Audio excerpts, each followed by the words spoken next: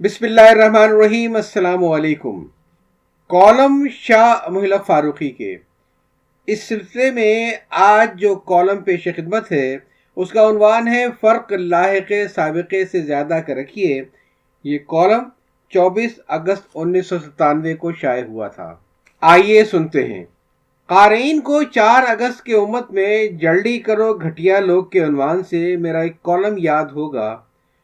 उस वक्त सैयद मुहिब असद साहब सिंध के इंस्पेक्टर जनरल पुलिस थे। उन्होंने कराची के पुलिस अफसरों को खिताब करते हुए उन्हें शर्म दिलाई थी कि वो लोग दहशतगर्दों से निपट नहीं सके थे। मुहिब असद साहब की इस तकरीर के हवाले से मैंने उन्हें पुराने ज़माने के एक अंग्रेज़ ICS अफसर का एक किस्सा सुनाया था, जिसे लंदन की एकेडमी में एक खुर्राट उस्ताद ने हिंदुस्तानियों से निपटने का एक नुस्खा तावीज़ नुमा कागज़ पर दिया था। हिंदुस्तान आमद के बाद उस नौजवान अफसर के शरीफाना सलूक की वजह से दफ्तर का सारा काम बदनज़मी का शिकार हो गया। आखिर एक रोज़ उसने अपने तमाम मातहतों को अपने दफ्तर के सामने इकट्ठा होने का हुक्म दिया। कोई 6 घंटा तक उन्हें इंतज़ार करवाने के बाद वो आया। एक कदरे बुलंद जगह पर खड़ा होकर पर्स से तावीज़ नुमा कागज़ निकाला, उस पर एक सरसरी नज़र डाली, सबको घूर कर देखा और हंटर बगल से हाथ में लहराते हुए सख्त लहजे में कहा, जल्दी करो घटिया लोग। उसका ये रवैया देखकर पेड़ तले एक हलचल मच गई और देखते ही देखते सबने अपना काम मुकम्मल कर लिया। ये किस्सा तफसील के साथ सुनाने के बाद मैंने मुहिब असद साहब से कहा था कि लंबी चौड़ी तकरीर तो आप कर चुके, अब ज़रा जल्दी करो कहकर भी देखिए। मालूम होता है कि मेरी ये कमज़ोर आवाज़ मुहिब असद साहब तक न पहुंच सकी, और अगर पहुंची तो सदा बसहरा साबित हुई। वो शरीफाना तकरीरें ही करके पुलिस वालों से कारकर्दगी की तवक्को बांधते रहे।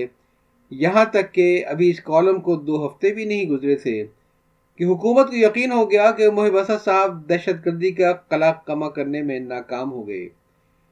आखिर इसी इल्ज़ाम के साथ उन्हें तब्दील करके उनकी जगह असद जहांगीर साहब को सिंध का कायम मुकाम इंस्पेक्टर जनरल पुलिस बना दिया गया। ज़ाहिरी तौर पर तो इन दोनों में कोई ख़ास फ़र्क मालूम नहीं होता। नाम के एतबार से दोनों ही शेर असद हैं। फ़र्क सिर्फ लाहिक़े और साहिबे का है। मुहिब असद साहब का लाहिक़ा असद था और असद जहांगीर साहब का साबिक़ा असद है। शेर से नवाज शरीफ साहब का ताल्लुक़ तो सब पर ही आया है। ये उनकी जमात का इंतखाबी निशान है। इस हैसियत से देखिए तो इन दोनों ही को हुकूमत को यकगुना क़ुर्बत हासिल है। अगर इन दोनों में से कोई एक लियाकत के साथ काम कर दे तो कामयाबी उसका मुक़द्दर बन सकती है। बात वही शेर के रवैये वाली है। इस लिहाज से आप देखिए तो यही 3 हर्फ शीन ये रे तलफ़्फ़ुज़ के फ़र्क के साथ क्या से क्या बन जाते हैं। यानी अगर उन्हें हेर फेर के वज़न पर शेर पढ़ा जाए तो ये जंगल का बादशाह बन जाता है जो लोगों को हजम कर जाता है, और अगर इन्हें तीरंदाजी वाले तीर के वज़न पर शीर पढ़ा जाए तो ये दूध बन जाता है जिसे शीर मादर समझकर लोग हजम कर जाते हैं। इस मामूली से फ़र्क के साथ सूरत हाल ये हो जाती है कि शेर आ बाशुद के आदम में खुरद, शीर आ बाशुद के आदम में खुरद। शेर जंगल का बादशाह है, वो इंसान को खा जाता है। शीर वो है जिसे इंसान खा जाता है। बहरहाल एक शेर मुहिब असद साहब तो अपनी सी करके चले गए।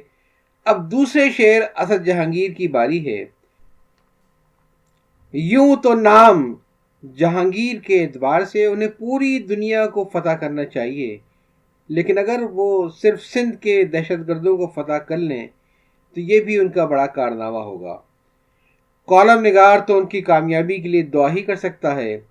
बड़े बड़े कॉलम निगार तो उन्हें बड़े बड़े मशवरे दे सकते हैं, लेकिन मैं चूंकि एक छोटा कॉलम निगार हूँ लिहाजा उन्हें सिर्फ किस्से कहानी सुना सकता हूँ। मुहिब असद साहब को मैंने जल्दी करो वाला किस्सा सुनाया था। اسد جہانگیر صاحب کو میں فنکارنے والا اور شیر دل والا قصہ سنا کر اس کالم کا پیٹ بھروں گا۔ کسی سڑک کے کنارے ایک سانپ رہتا تھا جو لوگوں کی اذیت کا باعث بنا ہوا تھا۔ وہ بہتوں کی ہلاکت کا سبب بھی بن چکا تھا۔ خوف کے مارے لوگوں نے وہ راستہ چھوڑ دیا۔ وہاں ایک خدا رسیدہ بزرگ رہتے تھے۔ انہیں جب معلوم ہوا تو انہوں نے سانپ کو مردماداری سے منع کیا۔ سانپ اچانک ایک بے ضرر کیڑا بن گیا۔ جب لوگوں کو خبر ملی تو انہوں نے دوبارہ ادھر سے گزرنے کے علاوہ سانپ سے چھیڑ چھاڑ بھی شروع کر دی۔ کوئی اسے چھڑی سے مارتا، کوئی لات سے۔ بیچارہ سانپ خاموشی سے یہ سب کچھ برداشت کرتا رہا، حتیٰ کہ وہ مار کھا کھا کر انتہائی دبلا اور کمزور ہو گیا۔ ایک روز ادھر سے بزرگ کا دوبارہ گزر ہوا۔ انہوں نے سانپ کا حال اظہار دیکھا، اس سے سبب دریافت کیا۔ سانپ نے جواب دیا کہ چونکہ آپ کے حکم سے میں نے لوگوں کو کاٹنا چھوڑ دیا ہے، لہٰذا اب انہیں میری جانب سے کوئی خطرہ نہیں ہے، اور وہ موقع بے موقع مجھے چھیڑتے اور ستاتے رہتے ہیں، جس کا نتیجہ آپ دیکھ رہے ہیں۔ بزرگ نے کہا، بے وقوف، میں نے کاٹنے سے منع کیا تھا، پھنکارنے سے تو نہیں روکا تھا۔ کبھی کبھی پھنکار لیا کرو، لوگ خود بخود تم سے دور رہنا شروع کر دیں گے۔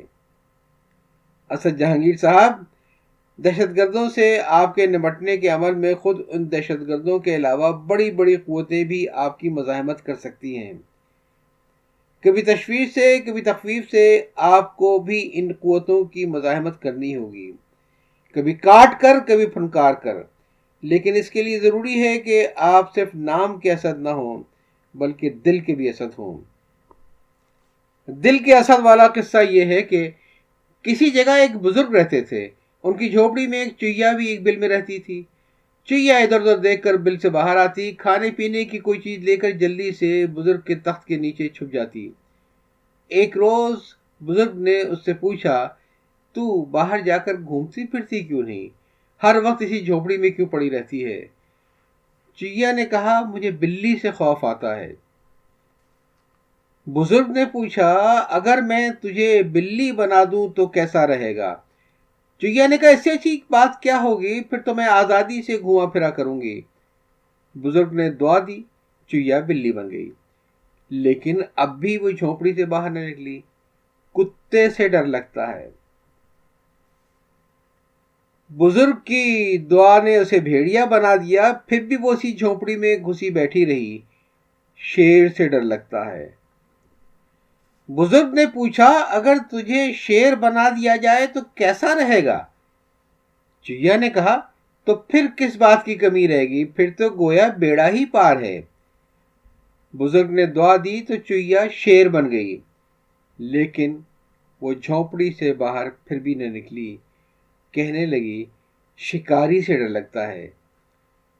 بزرگ نے کہا، پیاری چڑیا، بنانے کو تو میں تجھے شکاری بھی بنا سکتا ہوں، لیکن تیرے اندر جو ایک چڑیا کا دل ہے اسے میں نہیں بدل سکتا۔ اصل میں تیرے اندر کا خوف تجھے جھونپڑی سے باہر نکلنے نہیں دیتا ہے۔ میں اس سلسلے میں تیری کوئی مدد نہیں کر سکتا۔ اسد جہانگیر صاحب، خدا کرے آپ تون دل کے بھی اسد ہوں، تاہم یہ مشورہ دینے میں کیا حرج ہے کہ آپ نام ہی کے نہیں بلکہ دل کے بھی شیر بنیے۔ جھونپڑی سے باہر نکلیے، دہشت گردوں کا پوری طرح قلع کما کیجیے۔ اگر ان کا کوئی مربی مزاحمت کرے تو اسے بھی کبھی کاٹ کر، کبھی پھنکار کر دور رکھیے۔ اپنے ماتحتوں کو بھی شیر دل بنائیے۔ اگر آپ نے ایسا کر لیا تو مربے بھی آپ ہی کے ہوں گے اور مربے بھی۔ استاد شہ ذوق نے کہا تھا، کام ہمت سے جواں مرد اگر لیتا ہے، سانپ کو مار کر گنجینہ زر لیتا ہے۔ کوشش کیجئے کہ آپ کے اور آپ کے پیشوں کے درمیان فرق صرف سابقے لاحقے کا نہ ہو بلکہ اس سے زیادہ کا ہو۔ تو جناب، یہ تو تھا کالم شاہ ملک فاروقی صاحب کا فرق لاحقے سابقے سے زیادہ کا رکھیے، جو 24 اگست 1997 کو شائع ہوا۔ یاد چاہتا ہوں۔ اللہ حافظ۔